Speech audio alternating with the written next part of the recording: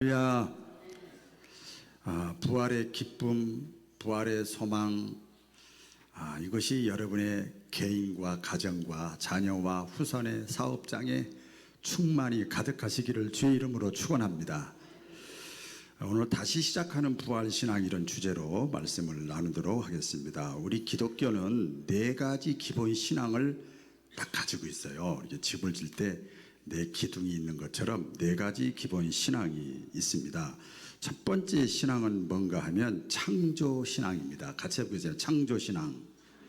성경 제일 처음에 창세기 1장 1절에 뭐라고 써 있는가 하면 태초에 하나님이 천지를 창조하시니라. 할렐루야. 이렇게 하고 성경이 기록이 쭉 되어 있습니다. 하나님께서 우주, 만물, 사람 모든 것을 다 만드셨다는 거예요. 어떤 사람들이 진화를 얘기하고 또 우연을 얘기를 해도 우연이 그래, 재수가 없어서 그래, 재수가 좋아서 그래, 다쳐서 그래, 사고 나서 그래, 이래서 그래, 저래서 그러지만 여러분, 모든 걸 만드신 하나님의 입장에서, 하나님의 관점에서 보면 우연이 하나도 없어요. 전부가 다 필연입니다. 그래서 우리 기독교인들은 하나님이 천지 만물을 창조하시고 썩 어디로 가버리신 것이 아니라 다스리시는 분이에요. 천지 만물을 다스리고 이 땅에 있는 모든 사람들을 다 다스리셔요. 그래서 하나님이 천지 만물을 창조하셨고 나도 만드셨구나, 이런 믿음의 고백이 저와 여러분에게 첫 번째로 있어야 될 줄로 믿습니다. 그러니까 모든 것이 필연이에요. 따라해 보겠습니다. 모든 것이 필연이다.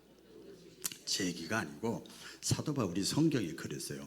천국을 경험하고 왔잖아요. 신비 체험을 하고 와서 뭐라고 그런가 하면 그리스도 안에 있는 자가, 한번 예수 맛을 본 사람이 있는 자에게는 조그만 거 하나라도 우연이라는 것이 없다.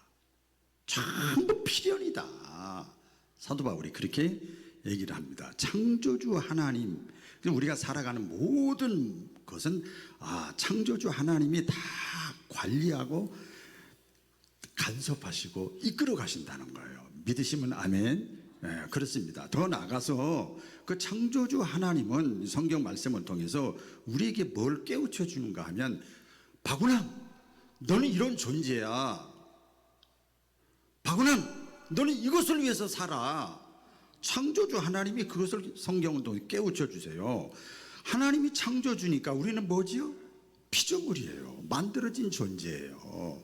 네, 그렇기 때문에 우리 피조물은요, 창조주와 연관이 있을 때 존재의 가치가 있는 거예요.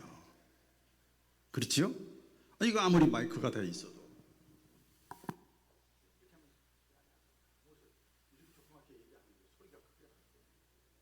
이거 만들었단 말이야, 사람이. 그러면 이 창조주 만든 자하고 연관돼 있어야 존재의 가치가 있는 거지요.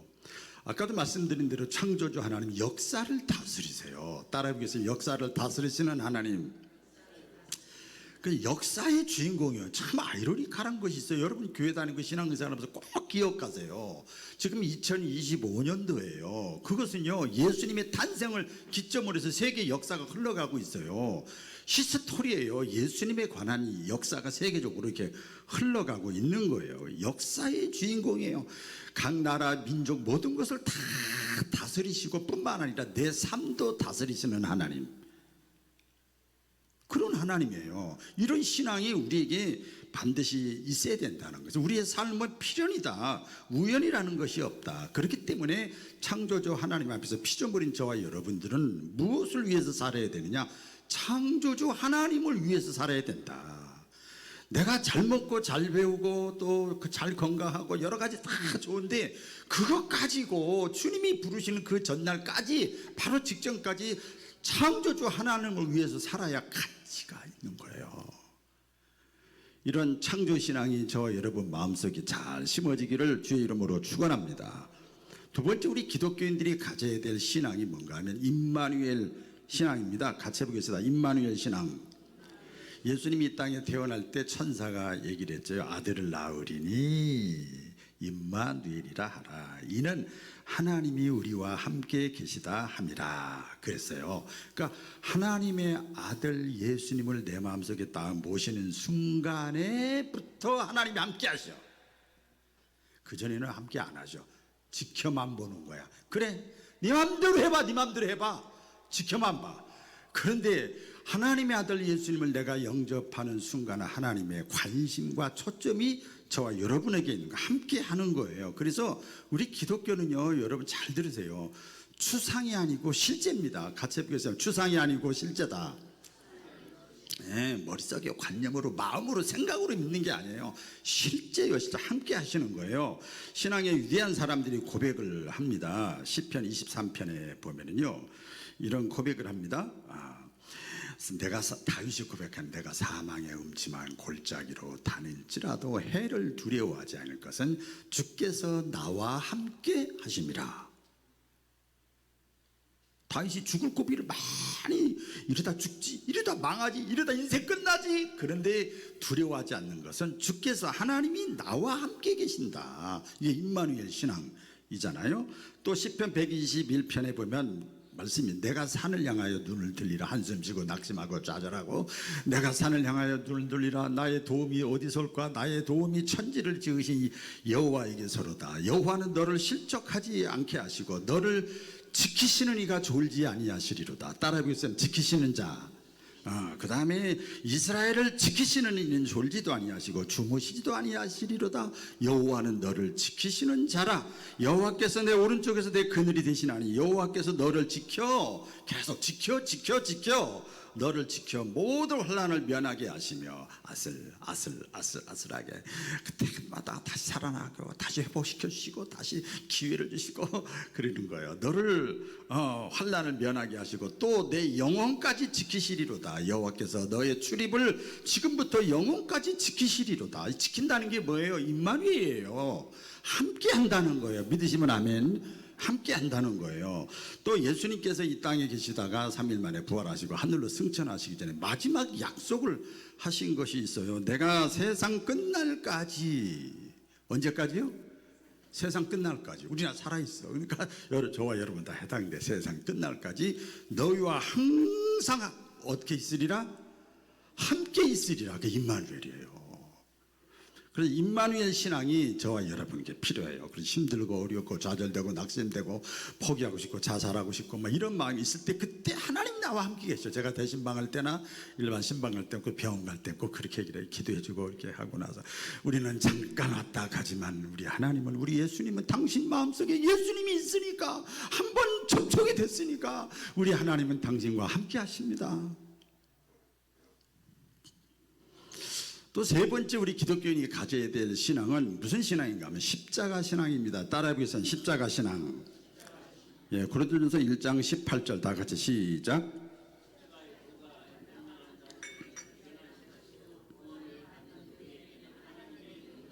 십자가 신앙이 있어야 돼요. 이게 뭔가 하면, 말씀을 잠깐 강의를 하면은요, 십자가의 도, 그러니까 신앙생활의 진리, 내용, 이렇게 하라 저렇게 하라 이렇게 하라 저렇게 하라 하지 말아라, 이게 신앙생활 하는 거잖아요. 십자가의 도가 멸망하는 자들에게는 미련한 거야. 멸망한다는 게 예수 믿지 않으면 멸망이지요.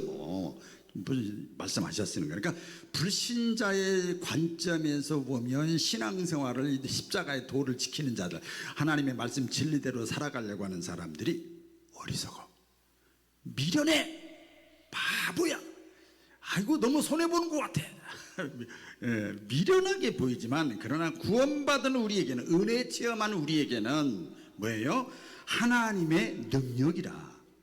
할렐루야. 이렇게 말씀을 해요. 여러분 로마서 6장 23절에 보면 죄의 값은 뭐냐? 죄의 값은 사망이에요.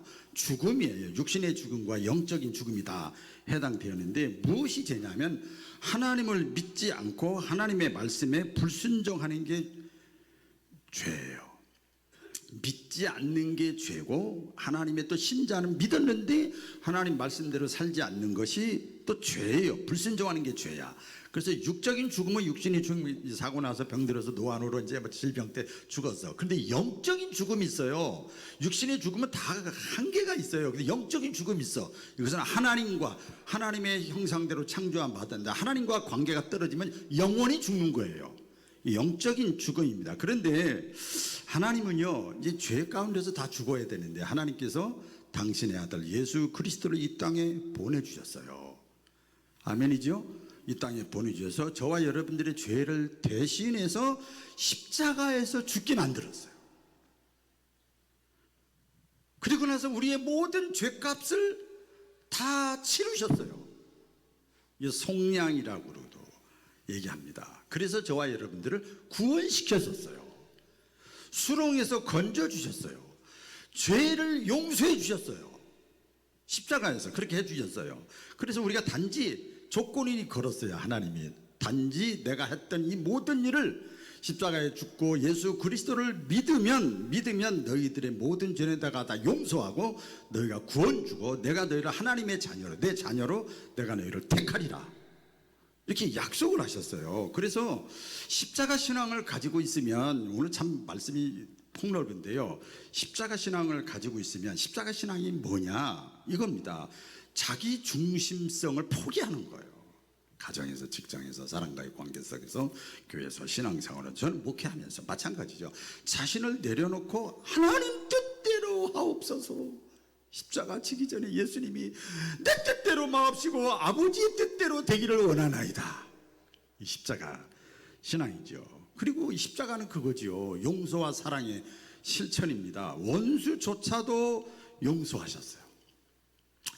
어떠한 죄인이라도 말 같지 않는 사람이라 할지라도 술 냄새 펑펑 풍기고 오는 사람이라 할지라도 가늠하고 들어온 사람이라 할지라도 말하는 것이 은혜스럽지 못하다 할지라도 다 용서하셔. 이게 십자가예요. 강도도 용서했잖아요, 여러분. 십자가 신앙이라는 건 그런 신앙이에요. 그런 신앙을 우리가 가지고 있어야 다 품을 수 있는 거예요. 마지막입니다. 오늘 부활절인데요. 부활신앙입니다. 따라해 보겠습니다. 부활신앙. 부활신앙, 창조신앙, 임마누엘신앙, 십자가신앙. 그 다음에 사실 여기가 가장 포커스입니다. 포인트입니다. 부활신앙입니다. 마태복음 28장 6절에 보면 성경이 많이 있지만 제가 읽어드릴게요. 그가 여기 계시지 않고 그의 말씀하시던 대로 살아나셨느니라. 와서 그의 누우셨던 것을 보라. 예수님이 죽었나 살았나 무덤에 여자들이 갔는데 천사가 말씀하는 거죠. 그가 여기 없어. 그가 살아계실 때 내가 죽었다가 다시 살아난다고 말씀하신 대로 다시 살아났어. 이거 봐봐, 없잖아. 시체가 없잖아. 그의 누우셨던 것을 봐라 그랬어요. 그러니까 이것이 우리 믿는 자들에게, 우리 예수 믿는 사람들이잖아요. 물론 교회 다니는 사람들 이 자리에는 예수는 안 믿고 교회만 다니는 사람이 있어. 그래도 예수 믿는 사람이 있잖아요. 예수 믿는 사람들은요, 믿는 사람들에게 부활의 소망을 우리에게 주시는 말씀입니다. 또 요한복음 11장 25절 26절에 보면 예수님 말씀하죠. 다 같이 시작. 예수께서 가라사대 나는 부활이요 생명이니 나를 믿는 자는 죽어도 살겠고 무릇 살아서 나를 믿는 자는 영원히 죽지 아니하리니 이것을 내가 믿느냐. 예수께서는 단순히 자기 자신이 부활하신 것뿐만 아니라 생명의 근원이에요. 여러분, 우리가 뭐 심을 때 씨를 심잖아요. 이게 생명이거든요. 예수의 생명의 씨가 들어와야 우리도 다시 사는 거야. 다시 사는 거죠. 그래서 모든 신앙인들에게 이 땅에, 제가 오늘 계속 그런 기도하는데, 이 땅의 모든 사람들이 육신의 삶에 한계를 가지고 있고 나이가 많이 들고 병들고 그러면 아휴, 나 인생 끝나지, 갔어, 이제 끝났어, 아무 소망도 없어, 이런 사람들에게 나를 믿는 자는 죽어도 살겠고 하늘의 소망과 꿈을 우리에게 가져다 주는 말씀입니다. 또 고린도전서 15장 20절에 다 같이 시작.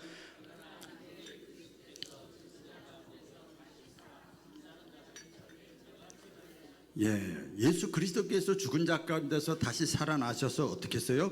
잠자는 자들의 첫 열매가 되셨도다. 잠잔다는 게 뭐예요? 죽었다. 육신이 죽었어. 육신이 죽으러 끝. 없어 이게 아니고 잠자는 자들의 뭐가 돼요? 첫 열매가 되셨다. 예수님이 사망의 권세를, 죽음의 문제를 깨뜨리시고 다시 부활하셨기 때문에 예수님을 믿는 우리도 죽었다가 다시 영원히, 육신은 끝나지만 영원히 사는 부활의 소망을 저와 여러분에게 주신 줄로 믿습니다. 설교 끝났어요. 근데 마지막 하나 더 말씀드릴게요. 그러면 우리가 왜 부활신앙을 가져야 되느냐는 부활절인데요. 자, 부활신앙을 가지면 어떻게 될까? 내가 부활신앙을 가지면 내 삶이 어떻게 달라질까? 첫째는요, 부활신앙을 가지면요, 사람이 담대해져요. 죽어도 겁이 안 나. 부활신앙을 가지면 사람이 담대해져요. 우리 보면 두 종류의 신앙인들이 있어요. 이 땅에는 관념적인 신앙인들이 있어요. 관념적인 거, 생각, 사상, 지식 뭐 이런 거 있잖아요. 자기가 알고 있는 거, 그게 뭐 진리같이 끝까지 붙잡고 있어. 저는 그렇게 많지는 않지만 어느 정도 있어요. 책인데 보니까 다 버려야 되겠더라고. 그래, 옛날 10년, 20년, 30년 전에는 대단한 책이었는데 다 필요 없더라고요. 성경 이외에는 필요가 없더라고요. 그리고 후배들한테 주려고 그래도 안 봐요. 자꾸 변하는 거예요. 그건 진리가 아니에요. 관념적인 신앙인들의 특징을 보면요, 우리가 신앙생활하고 교회를 다니고 이렇게 뭐 이렇게 해도요, 그저 멀리서 적당히 바라만 보는 거예요. 교회가, 목사님이, 찬양대원이, 안내위원이, 교회 봉사가, 분위기가 바라만 보는 거예요. 오늘 까울이 바라만 보는 거예요. 그리고 하나님의 일에는 관여를 안 하는 거예요. 이건 나이 들은 사람만 그런 게 아니고요, 젊어도 이 관념적인 신앙을 가지고 있으면 그래요.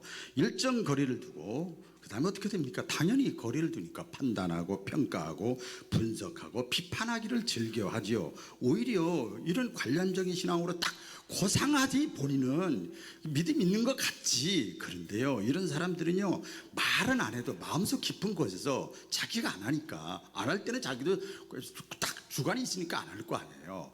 오히려 순종하고 열심히 기도하고 헌신하고 이런 사람들을 볼 때 아까 십자가의 도를 미련하게 보는 것처럼, 아이고 약삭 빠르게 신앙생활해야지, 저렇게 그냥 아이고 저렇게 신앙생활해. 왜? 관념적인 신앙인들은요 다 그래요.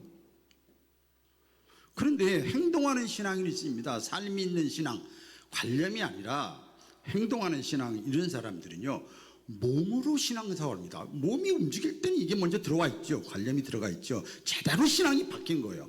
몸으로, 이제 물질로, 재능으로, 시간으로, 달란트로, 경험으로, 하나님이 나에게 주어진 기회로 그걸 가지고 적극적으로 하나님의 일을 하는 거예요.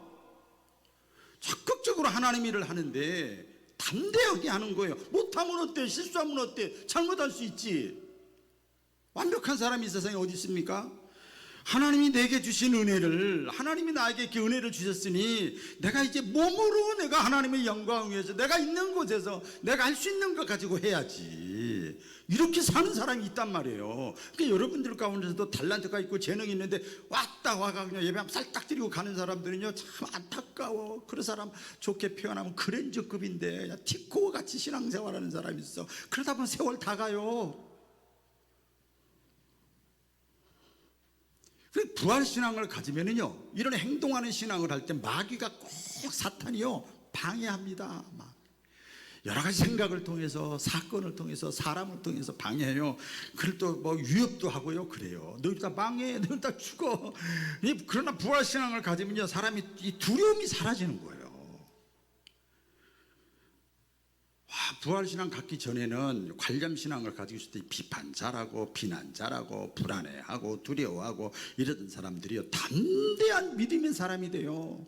어떤 상황 속에서도 가장 극단적으로 죽음 앞에서조차도 당당해요. 우리 교회가 제 얘기를 해서 우리 교회 다 봤으니까 코로나 기간 동안에 저는 저를 날 불러서 경찰서 날 불러 가지. 그냥 끝까지 예배 드렸거든 나는. 뭐 참여하는 사람도 있고, 뭐 믿음이 약하면 집에서 하면 안 되나, 집에서 방송으로 드리면 되고.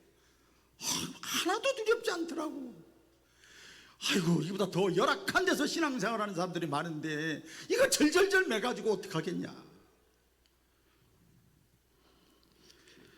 오늘 본문에 보니까 예수님이 십자가에 죽으셨어요. 그래서 예수님을 향해서 이제 장사 치르려고 여인들이 가죠. 무덤으로 가요. 그 무덤 공동묘지입니다. 공동묘지입니다. 로마 군인들이 거기 지키고 있고, 그래서 예수 믿는 사람, 예수 추종자들이 나타나기만 하면 잡아서 가두고 죽이려고 딱 준비하고 있는 아주 위험한 곳이에요. 근데 이 여인들이 그것에 그 모든 것을 다 알면서도 가요. 두려움이 있고 공포가 있고 무서움이 있는 그 묘지로 갑니다. 그런데요, 이 여인들이요 굉장히 담대해요. 여인들은 힘이 있어요, 없어요? 없어요. 그런데 담대해요. 연약한 여인들이요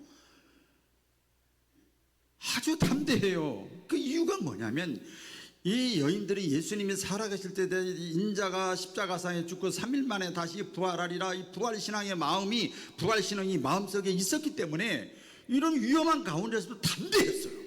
여러분, 순교자라는 말 들어보셨죠? 끝까지 믿음 지키다가 끝까지 예배드리다가 예수 부인하지 않다가, 그런 사람들, 순교자들의 공통점이 다 마음의 평안입니다. 두려움이 하나도 없어요. 부활신앙을 가지고 있기 때문에 그렇습니다. 그래서 이 부활신앙을 가지면 담대해지는 거예요. 할렐루야. 부활신앙을 가지면, 왜 우리가 부활신앙을 가져야 되는가 하면, 부활신앙을 가지면요 일단 평안이 찾아와요. 따라해 보겠습니다. 평안이 찾아온다.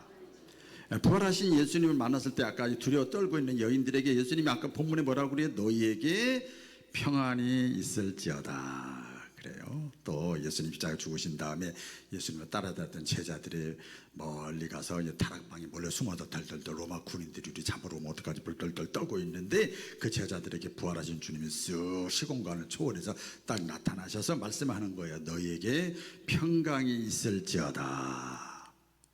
그렇게 말씀을 해요.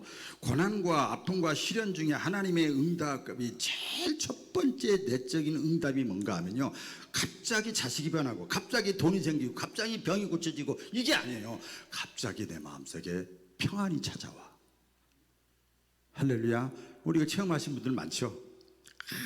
기가 막힌 운동이나 수련 같은 곳에서 하나님 앞에 기도하는데 갑자기 뭐가 인간적으로 된 것도 없는데, 세상 사람들이 내가 생각해도 답이 없는데 갑자기 내 마음속에 뭔가, 내 마음속 깊은 곳에서 샘이 솟아나듯이 막 평안이 막 찾아오는 거예요. 우리가 부활신앙을 가지고 있으면요 당장 눈앞에 현실이 어렵고 막 답답하고 그러면요 겁이 나죠. 불안하죠. 낙심되죠. 그래도 부활신앙이 있으면 그럼에도 불구하고 마음에 평안한 거야. 하나님이 여기까지 나를 인도하셨는데 지금도 그분이 살아계시잖아. 그러니까 나를 인도하실 거야. 그런 사람이 갑자기 담대해지는 거죠.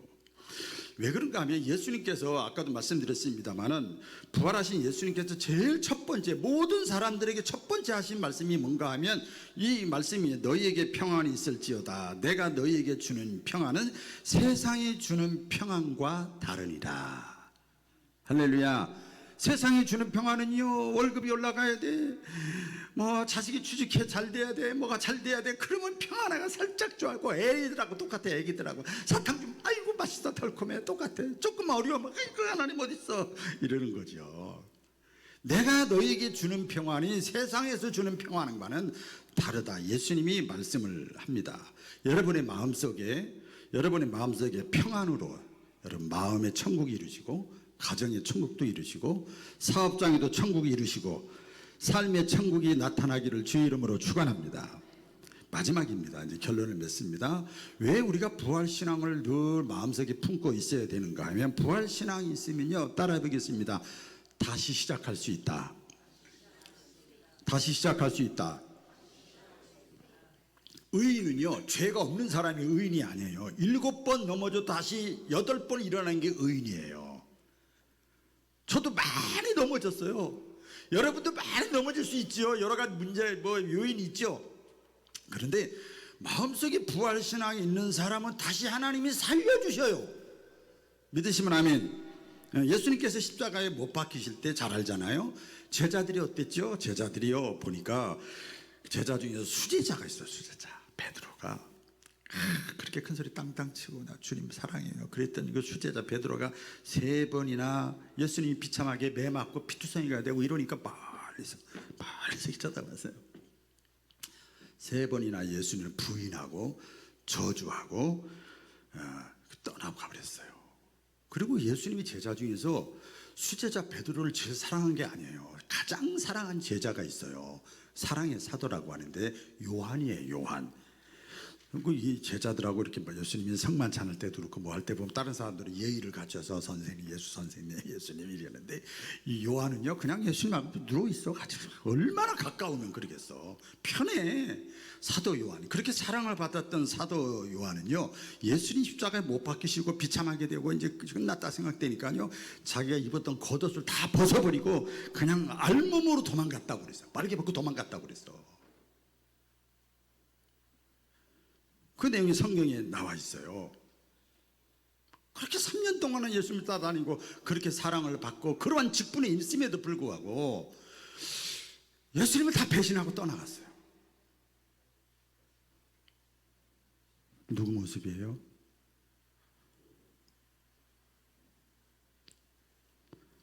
저와 여러분의 모습일 수 있어요. 이런 제자들을요 우리 예수님이 버리지 않으세요.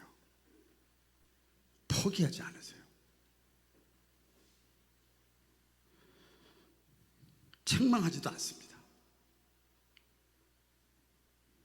이런 제자들에게 예수님이 부활하신 주님이 이 여인들에게 나타나셔서 그 제자들을 향해서 이렇게 말을 하라고 그래요. 가서 제자들에게 말하기를 갈릴리에서 다시 만나자. 오늘 10절이잖아요. 갈릴리가 어딘 줄 아세요? 제일 처음에 고기 잡던 예수님 만나기 전에 세상적으로 돈 벌려고 애쓰던 거기서 제일 처음에 예수님을 만났던 장소가 갈릴리예요.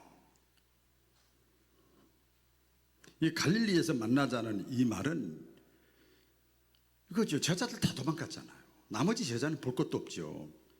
이제부터는 잘못된 지난 일들 다 잃어버려라. 그리고 우리 처음에 시작했던 곳 있잖아. 처음 시작했던 그곳 갈릴리에서 우리 다시 새 출발하자. 내가 거기 간다고 전해주라. 다시 기회를 주는 겁니다. 여러분 처음에 예수님을 만났을 때 이게 중생 처음이라고도 해요. 은혜 처음이라고도 해요. 그때요 감격이지요. 뭐 세상과 나는 간 곳 없고 구속한 주만 보이도다. 남자 여자 가서 눈에 쌍꺼풀이 아니죠. 눈에 콩깍지가 씌우면 그냥 여자만 보이고 남자만 보이고 다른 사람 아무도 안 보이잖아. 그런 것처럼 처음에 주님을 만났을 때 그 감격, 그 마음 있던 장소 갈릴리. 벌써 보자고 그래요. 오늘 부활주일에 예수님께서 저와 여러분에게 하시는 말씀은 저에게도 주시는 말씀이고 여러분 모두에게 주시는 말씀이에요. 우리 다시 시작하자. 할렐루야. 기도하겠습니다.